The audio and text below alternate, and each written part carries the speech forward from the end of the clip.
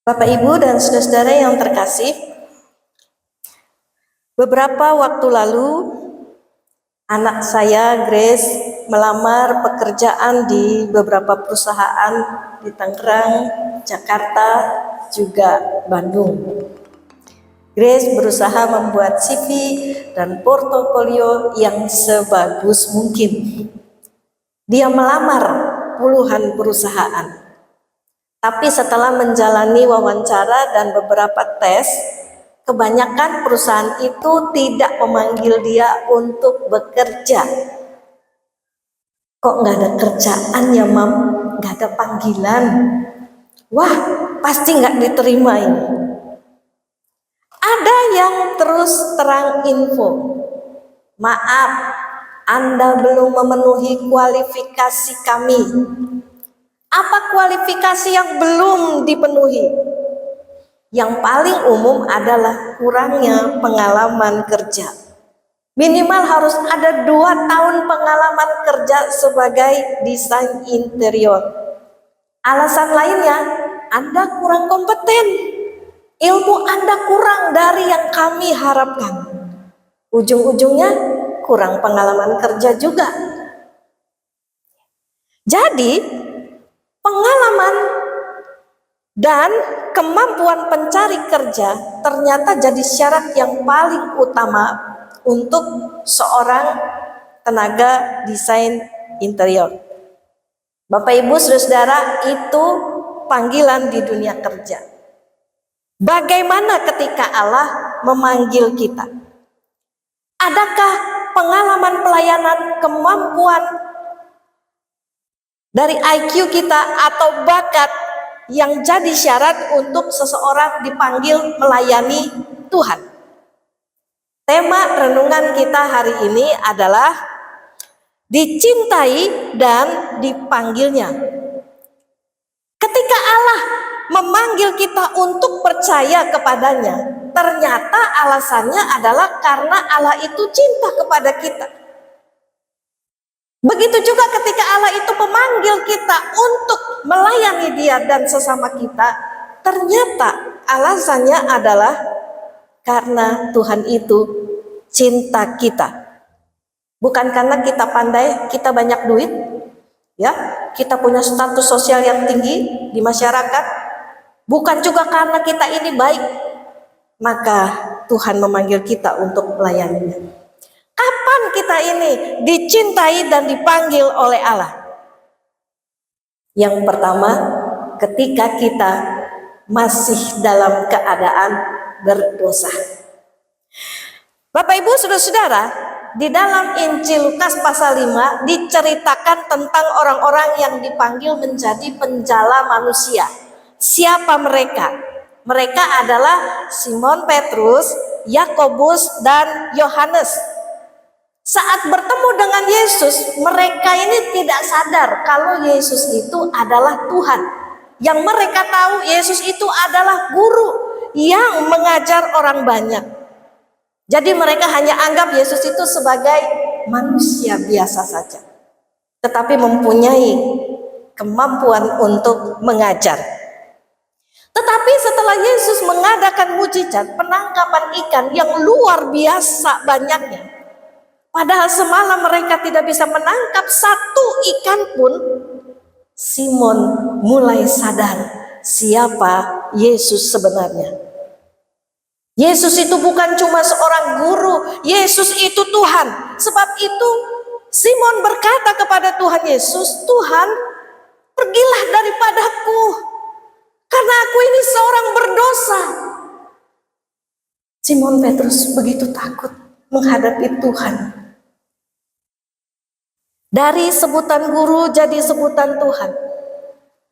Simon sadar dirinya adalah orang yang berdosa. Simon sadar dirinya itu tidak layak di depan Tuhan. Sebab itu Simon minta supaya Tuhan pergi dari dirinya. Harusnya Bapak, Ibu, Saudara, Tuhan Yesus itu memang pergi dari Simon, Yakobus, dan Yohanes. Harusnya Tuhan Yesus itu menjauhi Simon dan teman-temannya. Tapi Tuhan Yesus ternyata tidak pergi. Tuhan Yesus malah memanggil Simon dan teman-temannya untuk menjadi seorang penjala manusia. Nah, ini jadi satu bukti bahwa orang berdosa yang dipanggil Tuhan untuk melayani Tuhan, dia dipanggil karena Tuhan mencintai dia. Kalau Tuhan tidak mengasihi Simon, Yakobus dan Yohanes, tidak mungkin Tuhan itu memanggil mereka untuk menjadi penjala manusia. Mereka semua adalah orang-orang berdosa yang sepantasnya mati. Bapak, Ibu, saudara-saudara, Tuhan pun sangat mencintai setiap kita. Bahkan ketika kita masih berdosa, Tuhan sudah mencintai kita. Kita lihat Roma pasal yang ke-8, ayat Roma pasal yang ke-5, ayat yang ke-8. Roma pasal 5 ayat ke-8. Slide-nya sudah? Ya. Mari kita baca bukti kasih Allah saat kita masih berdosa. 1, 2, 3. Akan tetapi Allah menunjukkan kasih-Nya kepada kita oleh karena Kristus telah mati untuk kita ketika kita masih berdosa. Bapak, Ibu, saudara-saudara, seringkali kita tidak paham dan tidak menyadari betapa besarnya cinta Tuhan itu kepada kita. Kalau orang percaya itu sadar betapa dirinya itu dicintai oleh Tuhan, dia nggak usah diminta, dia nggak usah dipaksa-paksa, dengan sendirinya dia akan menyerahkan diri untuk melayani Tuhan dan sesamanya. Gereja seringkali kekurangan para pelayan Tuhan karena banyak dari antara umat tidak paham dan tidak menyadari bahwa dirinya adalah orang berdosa yang begitu dicintai Tuhan. Dalam Lukas pasal yang ke-7 ayat 47b, di situ Tuhan Yesus mengatakan, tetapi orang yang sedikit diampuni, sedikit juga ia berbuat kasih. Next. Orang yang sedikit diampuni, sedikit juga ia berbuat kasih. Jika kita ini mengalami betapa besarnya kasih Tuhan dan pengampunan Tuhan untuk dosa-dosa kita, kita pasti akan melayani Tuhan dan sesama kita. Sebaliknya kalau kita merasa saya ini orang baik, saya ini tidak butuh pengampunan Tuhan yang begitu besar untuk diri saya, maka kita sulit melayani. Pelayanan itu malah jadi beban buat diri kita. Bagi kita yang sekarang ini sedang melayani Tuhan, mari kita bertanya pada diri kita sendiri. Pelayanan yang saya lakukan ini jadi beban atau jadi sukacita buat saya? Saat pelayanan yang kita lakukan jadi beban, itu artinya pelayanan kita bukan berangkat dari sebuah kesadaran bahwa saya ini dikasihi dan dicintai oleh Allah. Bapak, Ibu, saudara-saudara, mari kita syukuri cinta kasih Tuhan yang begitu besar untuk kita orang yang berdosa. Dan kita nyatakan syukur kita itu dengan melayani Tuhan dan sesama kita. Penuhi panggilan Tuhan untuk melayani itu. Yang kedua, kapan kita dicintai dan dipanggil Allah? Kita dicintai dan dipanggil Allah ketika kita tidak punya kemampuan apapun atau minus talenta untuk melayani sesama kita. Bapak, Ibu, dan saudara yang terkasih, saat Simon, Yakobus, Yohanes dipanggil untuk menjala manusia, mereka ini tidak punya kemampuan ataupun talenta untuk menjala manusia. Mereka cuma tahu menjala ikan. Mereka nggak fasih lidah. Mereka nggak bisa mengajar karena mereka bukan orang Farisi atau ahli Taurat. Dan sangat mustahil sekali mereka bisa berkhotbah di depan ribuan orang. Nelayan bisa apa sih? Nggak bisa apa-apa kecuali menangkap ikan. kalau menangkap ikan yang mereka begitu pandai. Tapi Tuhan tetap memanggil para nelayan itu. Apa Tuhan gak tahu? Kalau nelayan-nelayan itu adalah pekerja kasar. Mereka gak pernah belajar teologi seperti Paulus. Ke bait Allah juga mereka jarang. Tapi sekali lagi Tuhan tetap memanggil para nelayan itu. Nah, ini jadi satu bukti bahwa Tuhan memanggil setiap orang yang percaya kepadanya untuk melayani karena Tuhan mencintai mereka. Bapak Ibu Saudara, saya dipanggil Tuhan untuk melayani mulai dari usia 16 tahun. Waktu itu saya sudah merasakan panggilan Tuhan untuk menjadi hamba Tuhan. Tapi saya belum memahaminya betul. Panggilan itu dinyatakan Tuhan lewat Yesaya pasal 6 yang tadi kita baca. Umur 16 tahun, saya bingung. Bisa apa saya? Masih remaja, tidak punya pengalaman melayani. Saya diajak seorang guru sekolah minggu, ayo kamu melayani Tuhan. Saya tidak pandai mengajar anak-anak. Saya tidak pernah memimpin pujian, apalagi membawakan cerita. Pendeknya saya ini minus talenta. Apalagi ketika saya harus berkhotbah.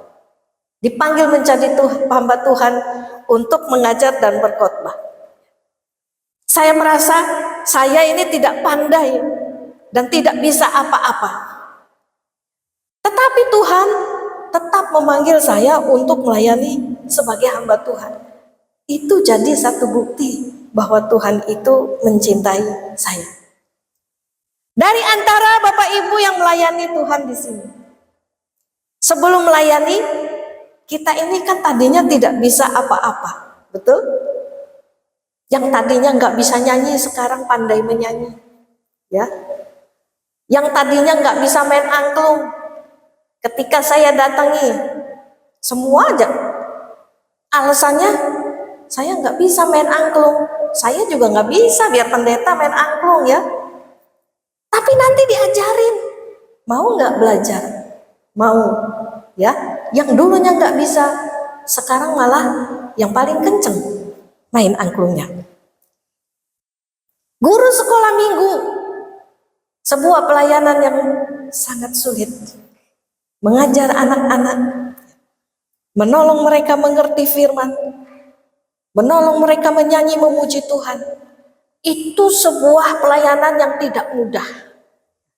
Pelayanan guru sekolah minggu itu seperti pelayanan seorang pendeta.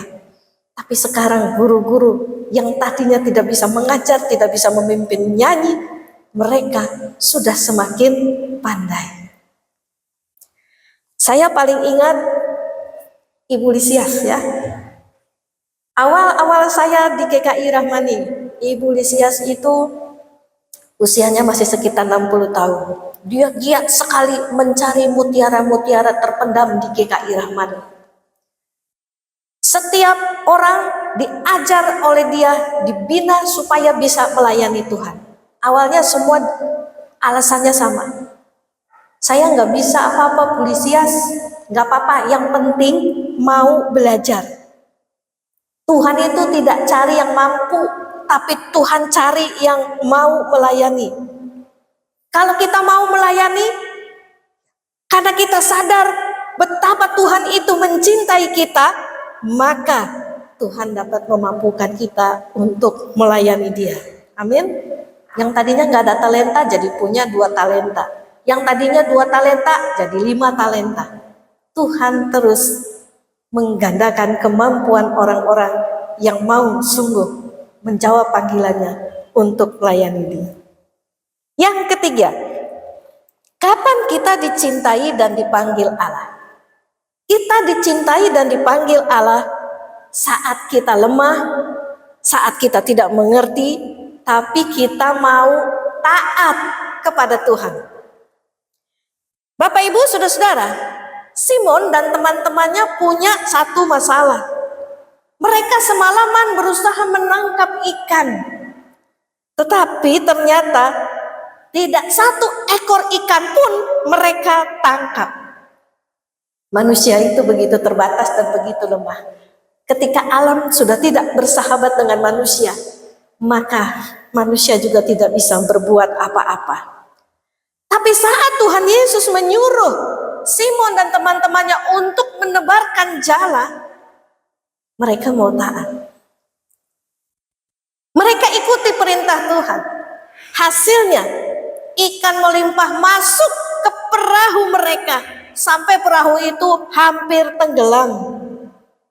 Simon Petrus lemah, Simon Petrus tidak mengerti kenapa alam yang tidak bersahabat itu harus dilawan dan kenapa mereka harus menebar jala mencari ikan. Tapi saat Simon taat, Tuhan tunjukkan kasih dan mujizatnya. Bapak Ibu saudara-saudara, Tuhan mencintai kita walau kita ini sudah rusak oleh dosa. Walau kita tidak punya kemampuan dan talenta untuk melayani Dia, tapi mari kita ingat bahwa Tuhan itu lebih mencintai kita ketika kita mau taat menjawab panggilannya. Walaupun Simon dan teman-temannya adalah orang yang lemah dan tidak mengerti maksud serta kehendak Tuhan atas kehidupan mereka, tapi mereka taat memenuhi panggilan Tuhan. Lukas pasal 5 ayat 11 menyaksikan kalau Simon, Yakobus, dan Yohanes memenuhi panggilan Tuhan untuk menjadi penjala manusia. Dan sesudah mereka menghela perahu-perahunya ke darat, mereka pun meninggalkan segala sesuatu lalu mengikut Yesus. Bapak Ibu saudara yang terkasih, Tuhan mau menyatakan cintanya bukan hanya saat kita berdosa, bukan hanya saat kita tidak memiliki kemampuan apapun untuk melayani Dia, tapi Tuhan menyatakan cintanya dengan memanggil kita untuk melayani Tuhan dan sesama. Sekarang, maukah kita memenuhi panggilan Tuhan untuk melayani Tuhan? Jangan abaikan cinta Tuhan untuk kita. Sadari, terima kasih-Nya. Tunjukkan dengan ketaatan kita kepada panggilannya. Merenungkan cinta Tuhan kepada kita, merenungkan panggilan pelayanannya, mari kita dengarkan sebuah pujian yang akan dibawakan oleh Angklung Rahmani. Judulnya, Jangan Lelah. Jangan lelah apa? Jangan lelah melayani Tuhan. Karena Tuhan sudah mencintai kita dan memanggil kita.